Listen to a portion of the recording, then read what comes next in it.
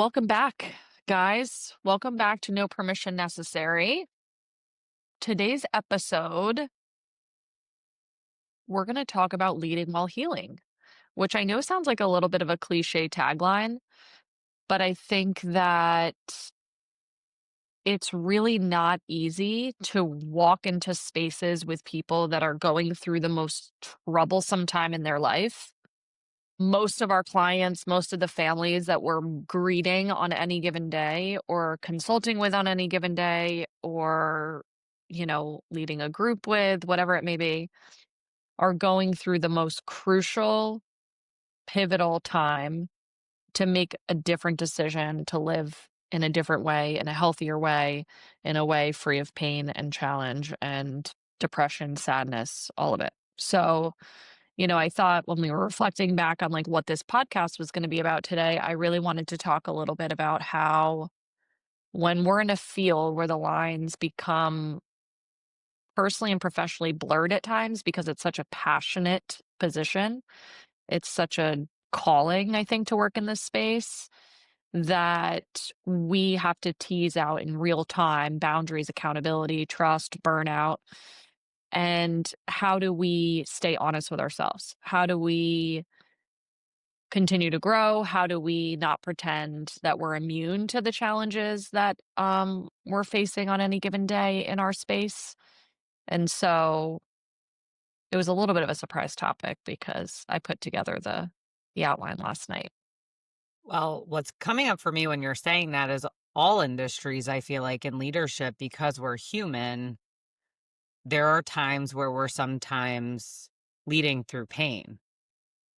Ironically, what I was thinking about is both my mother and father and their work positions when I was falling apart. Mm. Ooh. I thought about how my mom was literally running for her first campaign as first selectman, so essentially mayor of our town.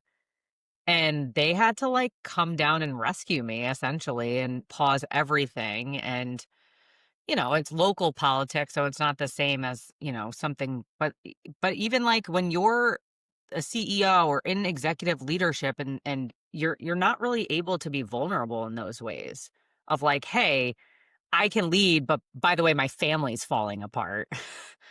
you know, my daughter needs There's treatment. this. And so like I go back to it made me think of it because like the families we work with or the clients we work with, we're trying to model vulnerability and show them like to be vulnerable and to be honest with your supports and all of that stuff. And we talk about how we spend a majority of our time at work. And we A rely on those majority. people, to hold us up, but a lot of times we have a mask on. I think that happens less in behavioral health, although I do think it still happens. But if Mhm. you're a leader in any space, I do think there is a mask that we put on. And I found myself doing this in times too, where I probably was not 100%. And like, how do we let our team or staff know about that while also leading? Mhm. It's like finding that balance.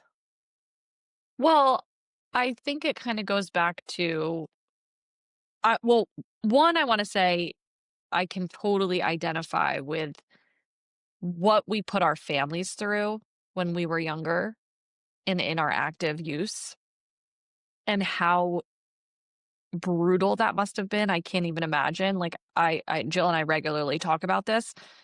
I don't can't even fathom my child doing what I did and having to survive through that as a parent.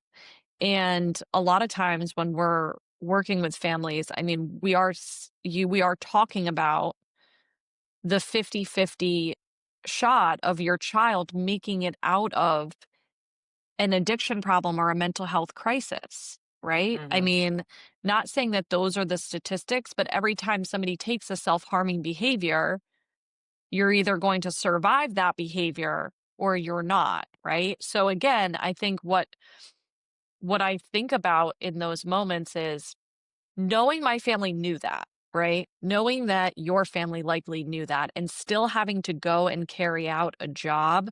Talk about survival, right? Just talk about how the body just responds in a way to survive the task in front of us, right? To be able to just kind of keep pushing forward. But what that really does emotionally, mentally, spiritually to the individual.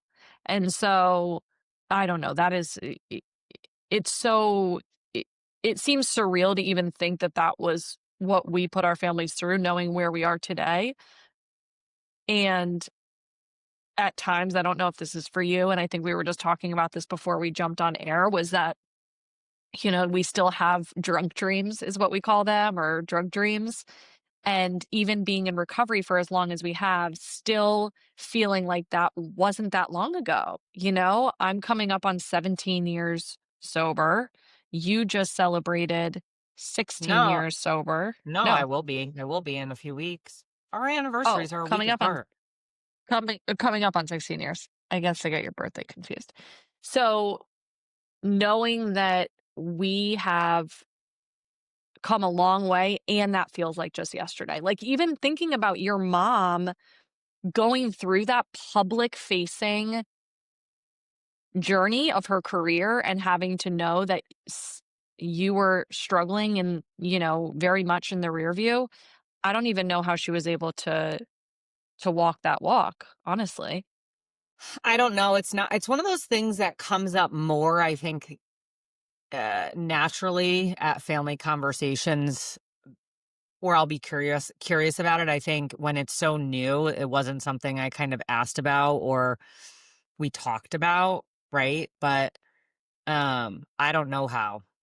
I think there's a lot of containment. I think you just kind of put it in a container. You have to like leave your home stuff at the door. The challenging part though is when you're getting that call, when you're in a meeting, or I mean, she was in the middle of campaign season, so it's like that's Mhm. time sensitive. You can't really put that to the side. Um Yes. I also there is a parallel process between dealing with the stuff at home and dealing with the stuff at clients. From a professional standpoint, we talk about that as countertransference, right? Which is when, for those of you who are not therapists, that's something where if a client is presenting you with something that is almost like it's hitting on a personal trigger for you because it's something you're dealing with in your own life or you see yourself in them in some way. And so sometimes, like, I'll give an example. If you're trying to help a client through somebody, a cheating spouse, right? And but you've been cheated on in the past and you're really seeing that spouse as the person that's cheated on you in the past. Like you're bringing in your own stuff instead of being kind of like Mhm. objective, which is our goal in therapy. Although it's hard to be completely objective in any Right. situation, right? Because we Right. carry our own emotions and experiences in. However, I think the difference is, and kind of what we're talking about today, is how you recognize that and still carry on. And I think sometimes you have to recognize there's certain spaces that you can't be in, whether that's client facing, whether that's in a leadership role. Like sometimes you have to say, like, this, I can't do this right now with what's on my plate or with what I'm going through. And that's a hard pill to swallow, Mhm. and admit to on a larger scale when you have the skill set, but you're just not, your head's not in the space to be able to do it. Yeah, I think that over the time that we've worked in this space, we've rotated through a lot of different iterations of how we show up in behavioral health, right? So, whether that's client facing, whether that's staff facing, whether that's family facing, whether that's in our education, whether that's moving into some level of an internship to get exposure to other different sectors of the space.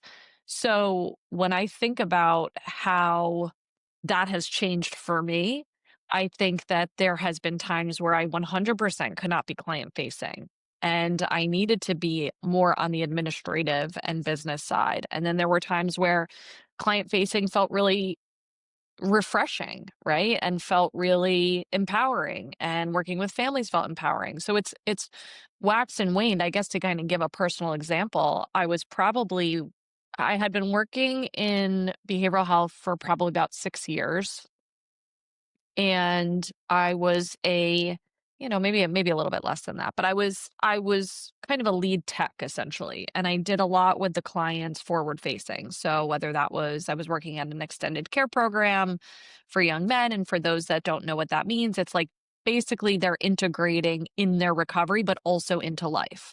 So a lot of structure, a lot of supportive housing, helping them integrate into jobs or back into school or volunteer work.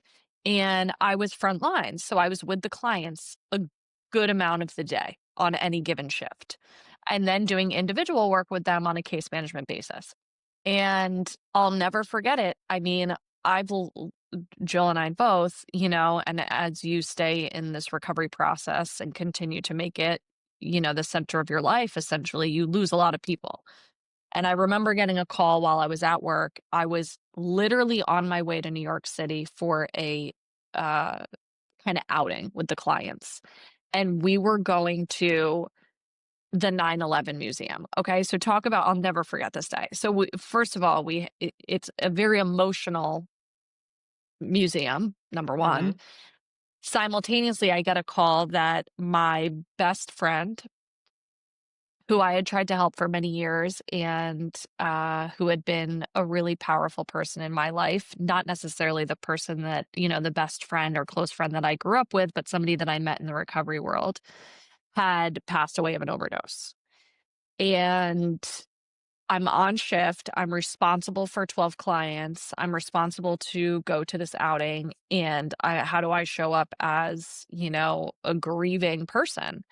And so what I learned about that was, and this was a long time ago now, but what I learned about that was, in that moment, I knew that the way that I was showing up needed to shift. I needed to basically take a step away from client facing care. Not necessarily right in that moment. I had to carry through with my shift. I had an obligation. There was no way for me to kind of move around what was happening. And what was really beautiful about that process, which I think when you get stuck in the middle of it, you don't necessarily know how to handle it, because I'm cautious of how much I share with my clients, right? Self-disclosure is a much larger topic to talk about, but where it makes sense or where there's not really an alternative, especially in this situation, they watched me visibly get the call. I'm then with them for hours on end. And the way that they were able to show up and put their stuff aside for a moment and say, wow, I can't imagine going through that, and me also making sure that I'm taking care of them. It was this like really beautiful experience where I was able to say, I'm human. This is actually real. Like what addiction does to people, if left untreated, is so significant and severe, and the ripple effect that that Mhm. causes. So I think for me, what really happened, and for them, was that, wow, this is someone who we honor and respect, losing someone, and this just got really real in a very short period of time. Like we can kind of all laugh and joke and, you know, kind of laugh about recovery and the things that we did and the crazy stories we had. And this can really take a life. And so what happened for It's me during very that time was different. I switched. Well, it's very different too in that role versus a therapist, right? Because I'm thinking about, Yeah. you're spending a whole day together, right? You're not going to be able. It's different when you're having maybe a 45 or 50-minute session, and I can kind of put this Yes. call aside, right? Totally. Um, then I'm with them all. I mean, it was the same when I worked in crisis and in internship and stuff. When I'm there in an 8-hour shift, right? Like you're client facing for that whole shift, right? And there's So no yeah, hiding when you just lost someone, right? And so, no. but what that also subsequently taught me was, okay, I am not prepared to go back in fully client facing. Made it through my shift, was able to show up, keep the client safe, and there needs to be a larger discussion over the course of some weeks as I was kind of unraveling behind closed doors to kind of say, what is it that I need to be the most effective in my job? I can't just throw everything away. Like, this is something I feel passionate about. I love working in behavioral health, but at times it was conflicting of how do I show up and also not be resentful at this this disease, right? This illness, this behavioral health crisis, all of it. And so I was able to take care of me while also honoring the fact that being transparent with my boss and sharing like, "Hey, I might need to move some things around to be able to be effective in my role." And Yeah. that ended up launching my career in so many different ways too. So, you know, but is there anything that you feel like you had to show up at work or show up in a leadership role where you were in a grief process, where you were unsure of how you were gonna be able to walk and honor, like, people's space and time? I mean, as a therapist, I can imagine that's challenging. So as you were talking, I'm like, I don't have a specific thing like externally in my life. And I'll explain what I mean by this. Like, I don't have, losing someone that kind of affected. I don't have, I am very able to separate work from home. And I learned that along the way. I think being thrust into crisis work where it's pretty 24/7, I had to learn some pretty quick tools to separate that. And I think if I wasn't in that environment, I don't know that I would be this way now in with the clients I work with, but I'm pretty boundary when it comes to my energy around clients. What I mean by that is I don't stay up at night worrying about them, right? Like I kind of like leave it in the office, right? And there haven't been too many experiences in my personal life that have bled into the client work. However, externally. However, what did come up when you threw out this topic is, and you'll remember this very vividly, when I went through my neck and my ankle surgery and subsequently my neck injury. I would say that in terms of the ankle injury, like that was more easy to be like, hey, I'm taking this time off. I'm having surgery. That was very much black and white, client facing to be like, hey, I'm going to be off for X amount of weeks. Fine. They saw me in the boot. It was very obvious something happened.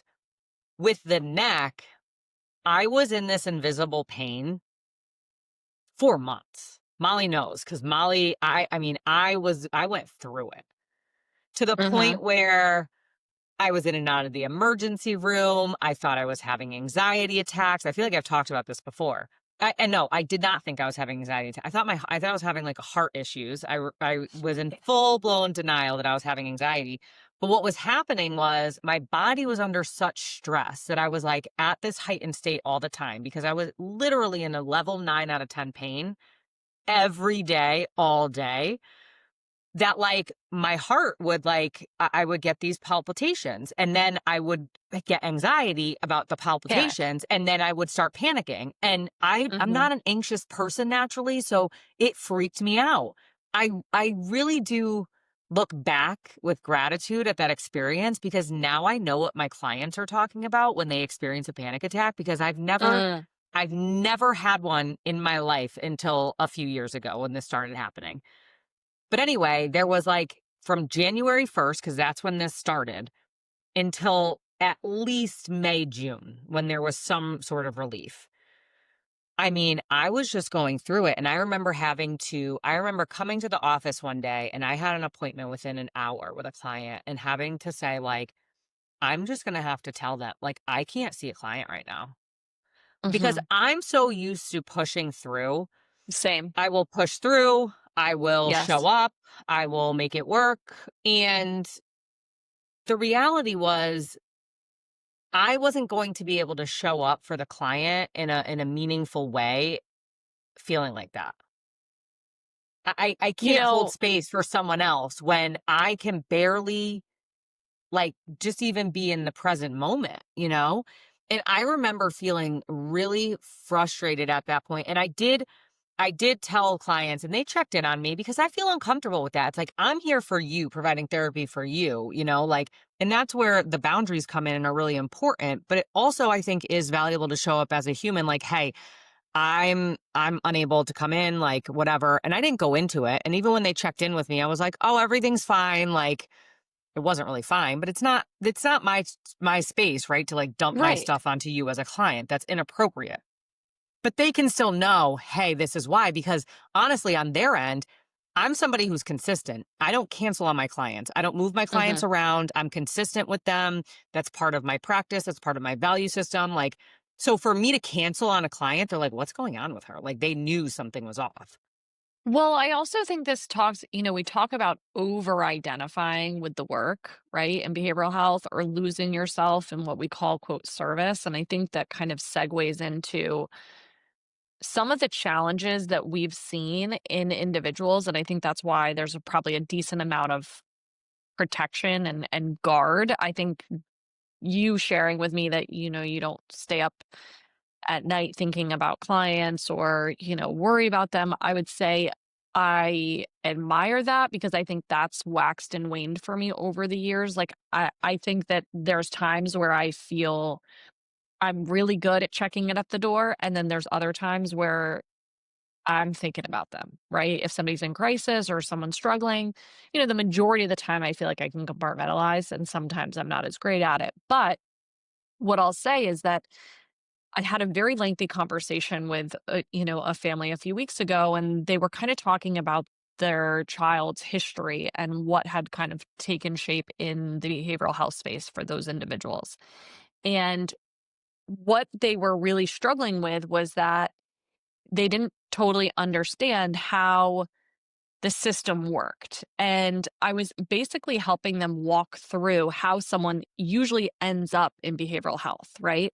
And we've talked a lot about this. Someone ends up in behavioral health because they have a passion and a commitment to their own recovery journey. That's a good majority of individuals that end up working in behavioral health. Whether it's mental health or substance use, right? They have their Correct. own Behavioral health across the experience board. with somebody helping them along the way, Yes. typically, or a family member. And yes. And what happens is they see an attractive position that says, frontline worker, you can be of, you can help people, whatever it says, right? Experience, but passion, some level of tagline around the job, description, right? And these are the following qualifications, which are pretty minimal, and this is the kind of pay and the rate in which you'll work. And what happens is they come in really fired up, right, to work and be of quote service to people. And everything that I talked about, with this family and then subsequently yesterday in another conversation with a colleague was that if you are not careful as someone who works in this space and has for many years, and you make that your quote service work, your passion work, it can be that, and your journey is not the way that that individual is going to get well, right? It may be able to give them a little bit of reassurance. You may be able to self-disclose for a quick story that kind of you're able to build some rapport and connection. But overall, when you're walking into a job, okay, for a client who is still suffering in a big way, maybe they have only been there a couple of days, couple of weeks, couple of months, and they see you walk in, put together, do your job, and leave, they cannot relate. And so I think we've gotten into this place of how people end up burnt out when we really talk about burnout is they're over disclosing, oversharing, don't have any boundaries, don't totally know how to help one another. And they're doing their best because that's what they've been taught in their own recovery journey. But their own recovery journey is separate and apart from a paid position in the behavioral health space. And Well, I unfortunately, I think also that's think caused a lot of challenge. there's also expectation there. And I've seen this a lot with professionals who are also in recovery where they get into this power struggle with clients around like, well, this is what worked. They're not doing what works. It's like, that's what Yeah. worked for you. And now you're putting an expectation on a client to do what you did. And this is a pet peeve of, I think, the industry for me is that I think there's also entire facilities, treatment centers that are kind of built on some of that stuff where it's like this is the way to do it, which is fine, but you have to be very clear on who you're placing in those facilities because if you don't buy into that way, like you're going to have a hard time. And there is But no also, is it for fine? me, I'm not sure it is. for me there's no right or wrong way to get into recovery. I always Right. tell family, it takes what it takes. My Yes. journey is not everybody's journey, but I had to hit a pretty low bottom for me to accept help.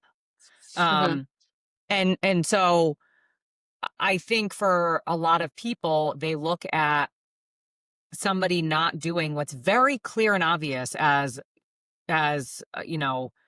a clear path forward to getting better, and they get burnt out over this person continuing to make mistakes, to relapse, to not take their medication, to make, Well, let's get talk kicked about out, get control. Let's talk about well, control. I mean, that to me, in the years that I have tried to help individuals and lead individuals, both staff and clients, you can be the message, but you cannot force someone to take your direction, like you just can't. And so I think a lot of times what I would see myself doing is working harder for a client or family or staff member or otherwise, right? Anybody, even somebody close in my life, a friend, a family member, working harder in some way than the other person was willing to work.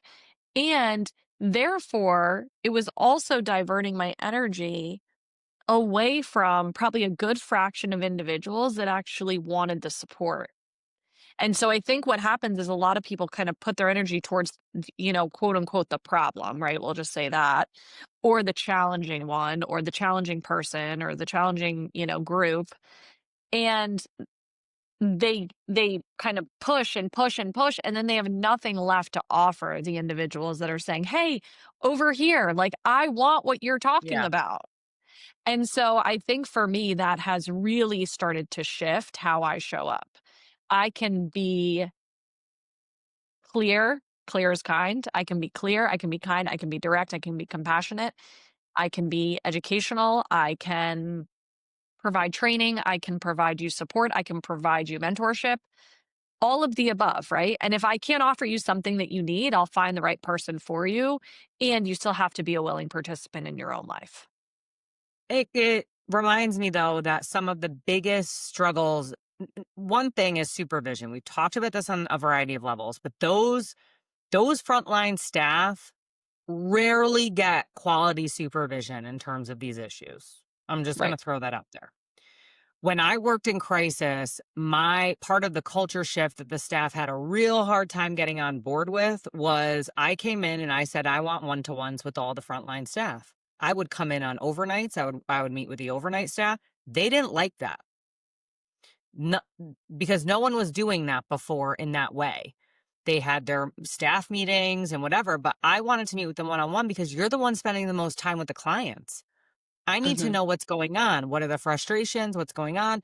And a lot of the power struggles were over clients that had everything given to them. They had the housing voucher, they got their benefits back, they got this, they got that, and then they would go out and relapse. And they could not wrap their minds around why do they keep doing this?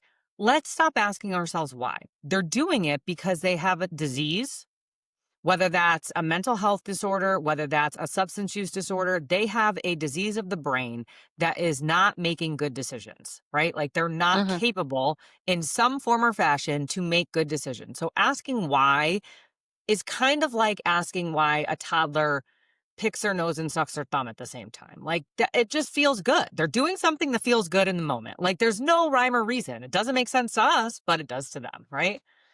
And I relate a lot of alcoholic addicts, people with mental health issues to the way toddlers behave in a lot of ways because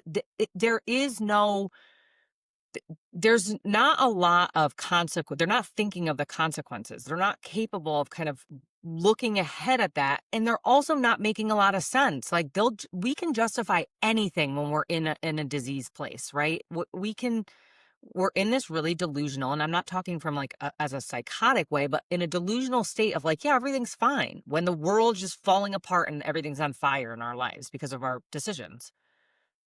And I would really get down to the bottom of it. It's like, I don't know that it's control. I think the staff really, they get invested. And I think it boils down to they feel really hurt and hurt that their efforts didn't mean something. That I think Hmm. that's part of it, right? I put all this Yes. effort in and now they're not doing it. So there Yes. there is a feeling Yes. of that being let down, being disappointed. Personalized. And Yes. also I feel like they've begun to care about these clients. Some of our favorite clients in that when I worked in that agency nonprofit world, some of our favorite clients were the most sick. And when they would do well, we Of would see them, course. we Yeah, really like celebratory. we Yes. were like behind them all the way. And then Yes. when they crash and burned, it was like you kind of expected it, but you were those are the ones where you just like think afterwards, like, I still have clients in my mind. I have at least five. I can tell you their names. And I sometimes I'll still see them when I go down to that Mhm. area. Down in the But city, I'm yeah. always like, I wonder what happened to them. Not like it keeps me up at night, but like I wonder how they're doing. That Well, requires that's the human supervision though. experience, right, but that's the human experience, and when we talk about how redefining leadership, not about perfection, not about doing it always right, not about not, getting emotional at times. I mean, I can tell you what, like, I have been more emotional now as a mom in front of clients. I used to be stoic. Like, That's one I could word hear for it. I could I That is could a hear word for it. I could hear anything and be pretty A brick concrete, wall, right? people, a brick wall.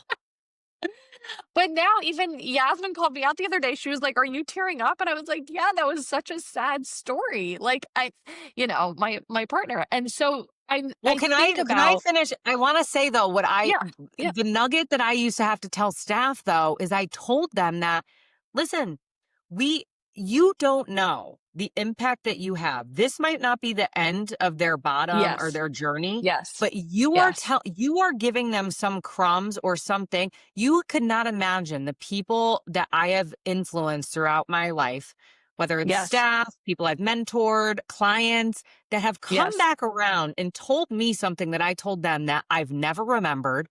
Never remembered. I don't remember So saying true. to them, but they Yes, have hung on to this thing, and we all have those yes. experiences too. We have those people in our lives that you just don't forget, that single thing that just like changes something. And sometimes it doesn't change you in that moment, but it's something that sticks with them. And so I would always tell them that like we don't get to see the outcome, especially when you're in crisis work. And I think that goes for like 30-day programs, right? You see them or detox. You see them in the short time. You don't know what happens to them in their lives or Right. how you change Of their course lives for not. the you don't know where that led them, but you could be a change maker in that moment. And just because we don't see the outcome doesn't mean it doesn't matter. So you really Yes. have to look at the larger picture of, what we're doing matters. It's just and you know how it shows up in therapy now is we'll have clients that just don't show up and they'll no show, they'll cancel, they're just not ready. And therapists are like, but they really need this. No, I get that. I understand that these There's people a that are lot of people who need it. I There's get that. also a lot of people who want it, but there's not a So lot of people that yeah. do it. But So, we could be really clear with them that we'd love to help them, but they're not showing up and we're here when they're ready. They're not ready for it right now. They're not ready to do the yeah, but work. so, we're talking about years of us walking through our own challenges to get to the place where what you're describing right now. Okay. And a lot of people who are in the infancy stages of their career, even I would say in the first under 10 years of working behavioral health, I would say maybe under 5, under 10, somewhere around there. How would you help them? How would because those nuggets are good, right? They're, the quick, like, we can lead a horse to water, we can't force it to drink, like all those, we're planting seeds. And how have maybe you called yourself out publicly as a leader or in some sort of round or group setting when you're doing supervision that has built trust that your staff actually believe you? Because I think it's one thing to say it, but it's another thing for people to say, "Oh, I see her doing that," right? I will watch her do that. I see how she shows up in supervision or in leadership meetings. Where have been like your face down moments where maybe you haven't done that and places where you have done that where they've developed the trust for you? Because that just doesn't come overnight. No, I think most recently how I show up for that is trying to come from a space of slowing down a little bit. And I learned a lot of this from Makosi actually. And I know we had her on as a guest previously around like my capacity. So as my role has shifted and I'm carrying a lot for a lot of people. I'm leading a lot of people and they're seeing a lot of clients. So even though I'm not in direct client care as much these days, we have a lot of clients that are collectively being seen by all these people that I'm leading, right? So you're there's still a responsibility there for all, and so Mhm. as you elevate in leadership, your capacity has to expand. Whether Okay. it's your capacity for responsibility, your Okay. capacity for income and wealth Okay. and earnings, Okay. your Okay. capacity for work and family, if your family's Okay. expanding. So I really took from her, I have to have really boundary time of slowing down to check in with myself and my capacity in order to speed up and expand that because other when we see this all the time and we've talked about this, otherwise you see people kind of just like in this cycle of workaholism, just like they're reactive. We're just doing, doing, doing, doing.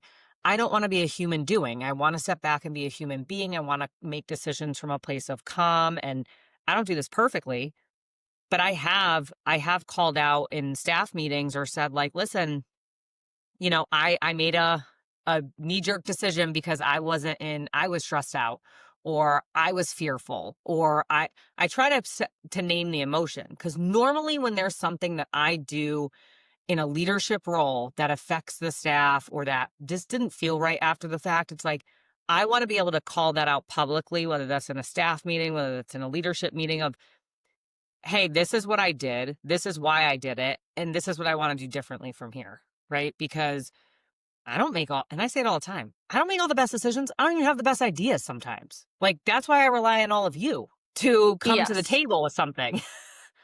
I think I that make we mistakes. also Yeah, and I think owning those mistakes and also kind of almost stress testing the level of discomfort the staff can tolerate is also important because you also don't know what's going on behind closed doors with a client, right? Like that is an intimate setting to be supporting a client.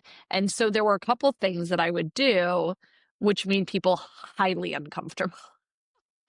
And what I was taught that would really kind of put the staff in the client's shoes, because I think a lot of times we do have to do that role reversal because what we're saying is, why aren't they getting better? Why aren't they getting well? But I want to kind of challenge that thought process and say, okay, let's just put you through a very basic level of discomfort. And what I would do is I would have there were a couple things I did, but one of the exercises that's coming to mind is what I'll share is that I would look Jill in the eye. I would have each person kind of partnered up in the room and no one else would be speaking except the two individuals that were looking at each other and they had to make eye contact and they had to give one reason why they appreciated that person. Okay. So, Jill, I appreciate you because you really helped me to support a client that was really struggling and I didn't know what to do. And then vice versa, Jill would do the same. I can tell you that made people so uncomfortable, clinicians and administrative staff, to have to lock eyes with someone and make eye contact around something like that without breaking that contact. And so, again, it was just a little bit of a stress test to say, where's your discomfort with your colleagues? Because if you're having discomfort with your colleagues, that may be reflective of discomfort with clients that are having something that feels big, something that feels heavy, something that you're not equipped to kind of suit up for that day. And how are you going to lean into other individuals for support if you can't do a very basic, affirmation exercise, right? And so really what it showed them was they were kind of peeking under the hood, understanding where their deficits are, where their strengths were, how they were going to lean in and reach out, right? And Yeah. that really helped build the trust and culture, I think, for me, with a lot of the staff. So, It's one of those go things. ahead. It's one of those things though in staff meetings, whether it's those vulnerability exercises or, asking staff to step into that space of providing real feedback, what's going on. I mean, even when we're discussing client cases and like I start challenging, like, well, what's the countertransference here? And I'm not, you don't have to say your own personal experience, maybe what's going on with you, or, but just think about like, is there something in your own life that this is really about? Or like, what's going on here? Why is this so activating for you? And I know Mm, that a lot of times we want to externalize it like it's the client. It's like, no, no, no. Like, I mean, and this is a recovery thing. Whenever we are disturbed, it's something yes. wrong with us. We have to look at us. What's going I would on? say I would say the staff, they would be so dysregulated, especially on the inpatient unit. This client this client that, and I would Well, what pause the about meeting and I you? would say, "Hold on. I'm gonna stop us right here. Time out. This client's been here for 48 hours. Do you think they came to ruin your life? Do you think they looked you up on the website and said, I'm coming for this person? No, this is your own stuff. This needs to be addressed in this setting so that way you can suit up and show up out on, out on the unit. And I think what that would show them is, oh, someone's calling me out. But I will say that not a lot of people do that because what happens if you don't have someone in a position that's calling that out, it ends up being this layered effect. Oh, yeah, that client's Yeah. tough. I don't want to see that client. That client's challenging. Why are we readmitting that client? And it just piles and piles and piles. So if you Not only create a that, culture, not only that, there are some cultures that double down and will kind of get on the staff of like, well, why are you like why are you creating this like reaction in this client? It's almost like you get in trouble for having a client that's reacting like this. It's like, so there's not only not an openness of being able to call it interesting. out and Hmm. be able to address it as what it is. Hmm. It's a clinical thing that happened. There's a word for it. This is countertransfer. This is something that happens. It's why, but if it's not like that, it's like this punitive aspect. Like you don't talk about that because that's not something that's going to be tolerated here. Like put your head down, do the work, like do what has to be done. Even so, and don't talk about that the clients are striking a nerve. Like it's almost like just show up as a robot. It's like that's not healthy either. No. And what happens is if the majority of individuals are on this side of the pendulum that are saying, this client isn't here to, X, Y, and Z, right? We're here to, give to this client, try to see where we can help. And if we have the majority of those people kind of on that side of the pendulum, then the minority of people that are frustrated, resentful, don't really love what they're doing anyway, they're kind of naturally going to fall off, right? So again, you want to be in the herd with the majority who rally, who say, "Hey, I know this might be a challenge and like how can I support you? How can I help you through it? What is it that I can do that would make this a bit easier?" right? And again, we're not here to change the trajectory of how you feel about it, but we are here to change the trajectory of how you're going to show up to help a client who you may never have the opportunity to help again. And I'll leave you with this because I think it's the most important thing that I say to myself, to people that I've worked with, to Jill, anyone that will listen essentially. Your clients are taking a risk on you. You're not taking a risk on them. That's what I'll say about it. The only caveat to that is if you're working in community healthcare or at a hospital setting, I do think that that's why there's high levels of burnout. You get the sickest of the sick clients and you're kind of told to deal with it no matter what. Like Mhm. I think that's what I mean by there are cultures where your feelings kind of get brushed to the side. Like, yeah, there's some supervision and I try my best in cultures, but there were a lot of times when you're told, no, I get that they're challenging. I get that their behavior's threatening. I get that they're a violent person. I get blah, blah, blah, but you're still going to take them and treat them. Like, because you're the last house on the block. You're the last, like, you're a state agency, you're a hospital Mhm. setting. Like, and in some instances, like, there's been actual violence that occurs. Like, there's actual, so I think I just want to separate Well, out that's that different. If you don't have policies around that, that's something else. I mean, we had violent no, no, clients no, and there's then we would call the policies, police. but Right. sure, but then where do they go? That's what people Yeah. don't understand in private. If you've, listen, here's what I would say to a new person coming into the industry. If you are going to be a therapist, you really need to go and do some work in a hospital, in a community health center agency, in some community with state agency clients, because those clients, they have nowhere else to go. Mhm, They're not going to an agency like you or I own. We're not accepting them. mhm, mhm. And so you can have policies, but at the end of the day, if they need care, there's somewhere that needs to treat them, no matter what their past is. Yeah, of course, but that still has to be you still have to have the same mindset to be able to treat the client where you're not personalizing it, you know? So, Yeah, I just think it becomes harder in those. I just want to recognize that for anyone that's listening, because in those settings, because I do think if I was working in those settings and putting myself back in that place, like, yeah, I don't have a choice. I'm told, like, by the state that we're right. taking this client. Yeah, yeah, absolutely. So when we think about in the last couple minutes, I think a nice way to end would be you know, what part of us is calling for healing? And I think that for me, on any given day, it's really just being mindful of what's mine and what's not, and how to identify and evaluate that on any given day. Because a lot of times I think it can start to intertwine at a rapid speed. Mine has just been being present in the moment. You've helped with starting me get back on my meditation recently. But going back to the beginning of the episode, I think I'm in a place right now where my direct client care is probably going to be at a standstill for a little while going into the new year, Well, that's great. which is a bold statement to say out loud. So you're permission taking the permission to slip. permission to say no if you need to. That's mine. There you go. I think S So no is a complete sentence. no is a complete sentence, because when you're talking about burnout, when you're talking about all those things, and in healing, sometimes those boundaries need to be really firm, and saying Yes. no, you know, is a complete sentence. Mm.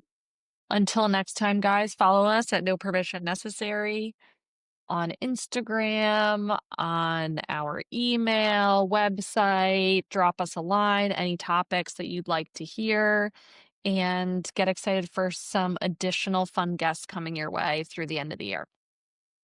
Until next Peace. time.